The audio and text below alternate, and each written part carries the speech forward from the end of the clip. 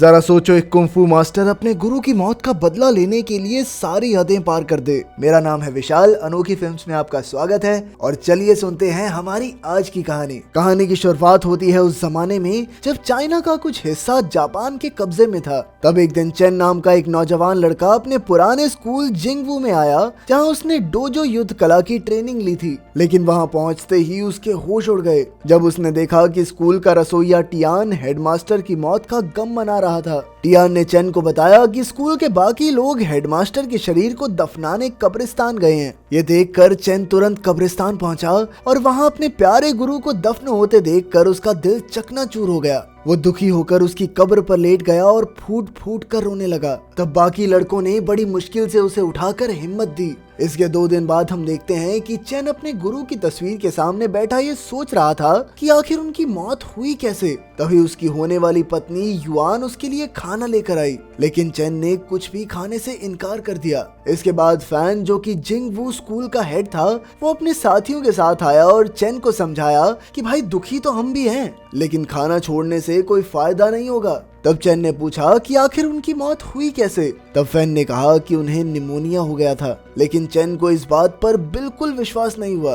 खैर, अगले दिन सारे स्कूल के बच्चे इकट्ठा होकर अपने गुरु को श्रद्धांजलि दे रहे थे कि तभी अचानक वहां हांगकांग के कुछ जापानी लोग घुस आए जो जापानी डोजो कला को मानते थे। उनके साथ जापानी डोजो का ग्रैंड मास्टर सुजुकी भी था। फिर उसका ट्रांसलेटर वुजिन आगे होकर फैन और उसकी डोजो टेक्निक का मजाक उड़ाने लगा। उसने कहा कि चाइनीज लोग बेहद कमजोर होते हैं और उन्हें लड़ना वड़ना नहीं आता। इसके बाद उसने एक बोर्ड निकाला जिस पर चाइनीज लोगों के लिए गालियां लिखी हुई थी। अब फैन ने गुस्से में आकर वुजिन को बाहर निकल जाने को कहा, लेकिन वुजिन ने कहा कि अगर कोई उसके आदमियों को हरा दे तभी वो यहाँ से जाएगा। ये सुनकर चेन गुस्से से भर गया और उसने जापानियों पर हमला बोल दिया, लेकिन तभी फैन ने उसे रोककर समझाया कि उनके गुरु ने उन्हें गुस्से में आकर किसी पर हमला करने की सीख नहीं दी। इसका फायदा उठाकर वुजिन चेन को थप्पड़ मारकर और उकसाने लगा, लेकिन चेन ने अपने गुस्से पर काबू बनाए रखा। आखिरकार वुजिन और उसके आदमियों ने उन्हें शहर से बाहर निकालने की धमकी दी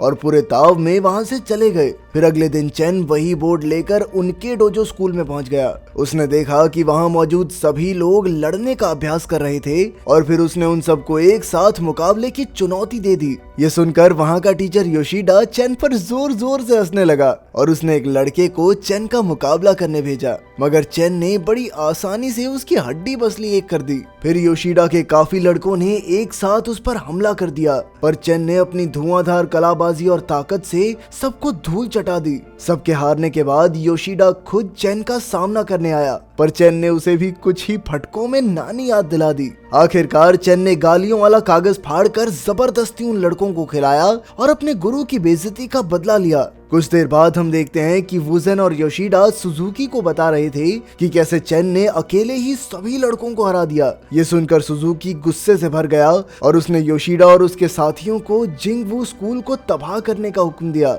उधर चेन एक पार्क में घूमने आया तो वहाँ के गार्ड ने उसे अंदर जाने से रोककर उसे एक बोर्ड दिखाया जिस पर लिखा था कि कुत्तों और चाइनीज लोगों का आना मना है। चेन को अपने ही देश में ये फालतू की चीजें बिल्कुल गवारा नहीं थी, पर कुछ ही देर में जापानी लोग उसे बेइज्जत करने लगे कि अगर वो कुत्ते की तरह भौंकेगा तभी उसे अंदर जाने की इजाजत मिलेगी। ये सब सुनकर चेन गुस्से से तिलमिला उठा और उसने जापानी लड़कों पर हमला करके वो नोटिस बोर्ड भी तोड़ दिया।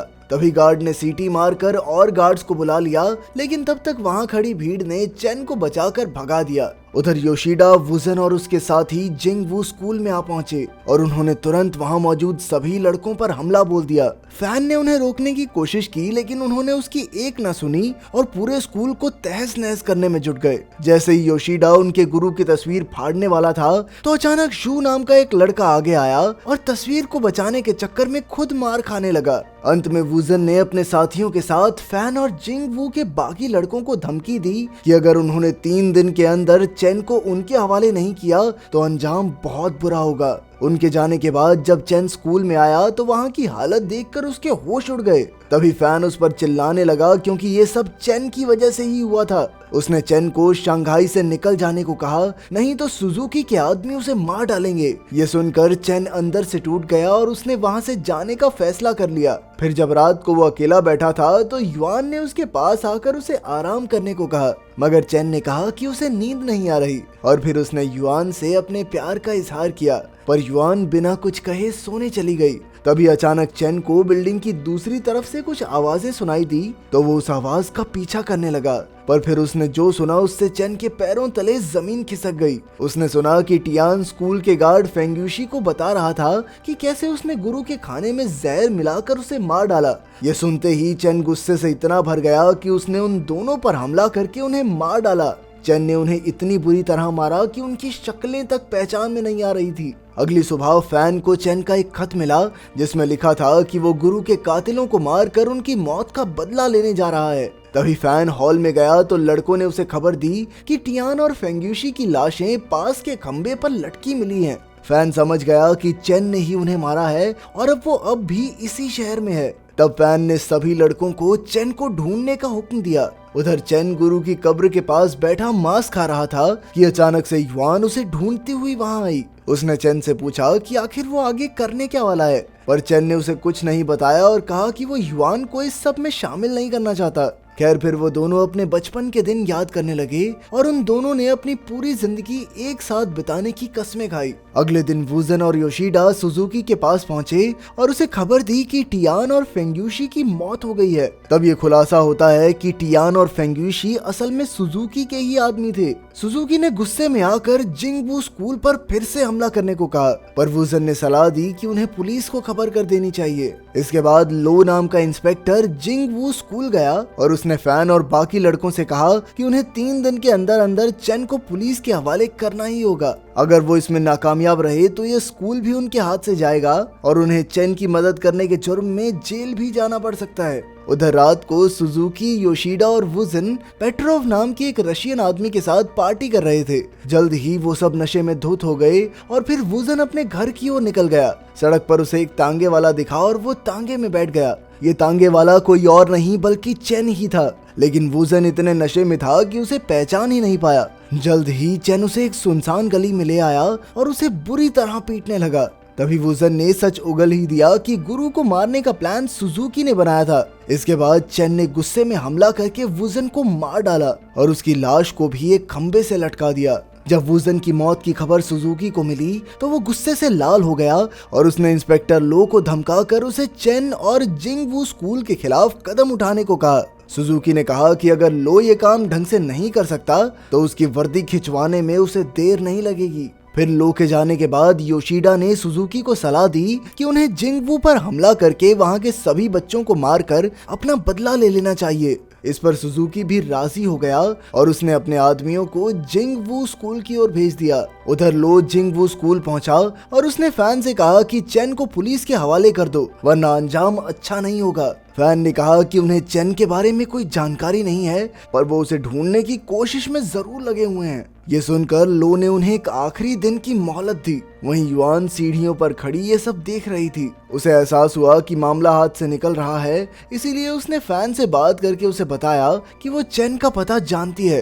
फिर रात को फैन, युआन और बाकी लड़के गुरु की कब्र पर चेन को ढूंढने आए, पर चेन तो हांगकांग स्कूल में मौजूद था। वहाँ वो योशिडा के लड़कों को पीटने लगा, पर जल्द ही योशिडा अपनी तलवार लेकर उसके सामने आ गया। तब चेन ने अपनी नंचक्स निकाली और उसके एक वार से योशिडा की तलवार ही तोड़ डाली। फिर उसने इसी तलवार से हमला करके योशिडा को मौत के घाट उतार दिया। इसके बाद वो सुजुकी के ऑफिस पहुंचा जहां उसका सामना हुआ पेट्रोव से। तभी उन दोनों में अचानक लड़ाई शुरू हो गई, पर चेन ने अपने जोरदार हाथ से उसकी गर्दन पर वार करके उसे हमेशा के लिए सुला दिया। इसके बाद उसने सुजुकी को ढूंढकर उसे भी धुआंधार लड़ाई के बाद ऊपर पहुंचा दिया। उधर जब फैन और उसके साथ ही स्कूल में वापस लौटे तो उन्होंने देखा कि सभी लड़के या तो मर चुके थे या फिर बुरी तरह जख्मी थे। तब यू ने उसे बताया कि सुजुकी के आदमियों ने वहां हमला करके पूरे स्कूल को तबाह कर दिया।